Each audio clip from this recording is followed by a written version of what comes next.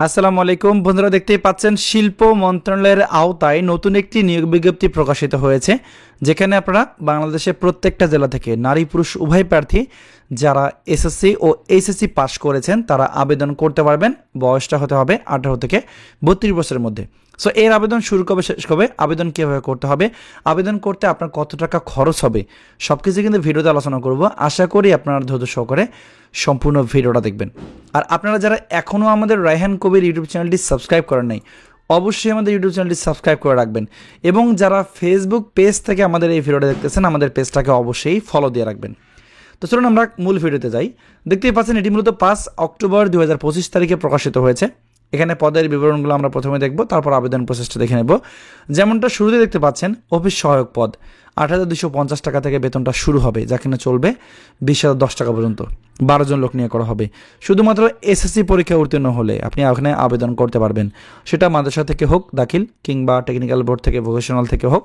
যদি এসএসসি বা সমমানের পরীক্ষা উত্তীর্ণ হয়ে থাকেন তাহলে আবেদন করা যাবে। এরপর না হবে অফিস সহকারী কাম কম্পিউটার মুদ্রাক্ষরিক, এখানে 9,300 থেকে 22,490 টাকা বেতন দেওয়া হবে। 2 জন লোক নিয়োগ করা হবে। আর এখানে এইচএসসি পাস হলে আবেদন করা যাবে। কম্পিউটার প্রশিক্ষণ প্রাপ্ত হতে হবে। কম্পিউটার মুদ্রাক্ষরের সর্বনিম্ন গতি প্রতি মিনিটে ইংরেজিতে 20 ও বাংলায় 20 শব্দের গতি সহ আপনার কম্পিউটার ওয়ার্ড প্রসেসিং, ইমেইল ও ফ্যাক্স মেশিন পরিচালনার দক্ষতা ও অভিজ্ঞতা অবশ্যই থাকতে হবে। এরপর না হবে কম্পিউটার অপারেটর, 11,000 টাকা থেকে 26,590 টাকা বেতনে 2 জন লোক নিয়োগ করা হবে। এখানে আবেদন করার জন্য যে কোনো স্বীকৃত বিশ্ববিদ্যালয় হইতে বিজ্ঞান বিভাগ থেকে স্নাতক সম্মান বা সম্মানের ডিগ্রি অর্জন করতে হবে।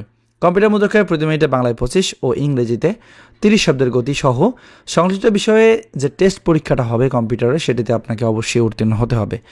এরপর না হবে 60 মুদ্রাক্ষরিক কাম কম্পিউটার অপারেটর, 11,000 টাকা থেকে 26,590 টাকা, 7 জন লোক নিয়োগ করা হবে। আর এই পদটির আবেদনের ক্ষেত্রে যে কোনো স্বীকৃত বিশ্ববিদ্যালয় হতে স্নাতক বা সম্মানের ডিগ্রি অর্জন করতে হবে। কম্পিউটার প্রশিক্ষণ প্রাপ্ত হতে হবে। কম্পিউটার মুদ্রাক্ষরের প্রতি মিনিটে ইংরেজিতে 30 ও বাংলায় 25 শব্দের গতি, টাইপিং স্পিড থাকতে হবে। এগুলো ছিল পদের বিবরণ। এখন দেখব কীভাবে আবেদনটি করতে হবে। যেমনটা শুরুতে বলছিলাম যে আবেদন এখানে 18 থেকে 32 বছরের মধ্যে বয়স হলে আবেদন করা যাবে। এবং এখানে যে ওয়েবসাইট দেওয়া আছে moind.teledoc.com.bd, এই ওয়েবসাইটটির মাধ্যমে আবেদন করতে হবে।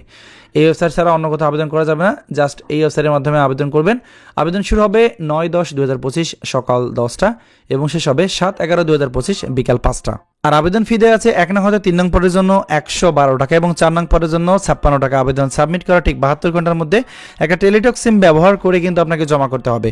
আর জমার প্রসেসটা কিন্তু এখানে দেয়া আছে, কীভাবে টেলিটক সিমের মাধ্যমে জমা করা যাবে, এটা আপনারা এখান থেকে ভালোভাবে দেখে নেবেন। তো বন্ধুরা, এই ছিল আজকের ভিডিও। ধন্যবাদ সবাইকে। যাদের শিক্ষাগত যোগ্যতা মিলবে তারা অবশ্যই এই সার্কুলারটিতে আবেদন করবেন। ভালো থাকবেন সবাই। আসসালামু আলাইকুম।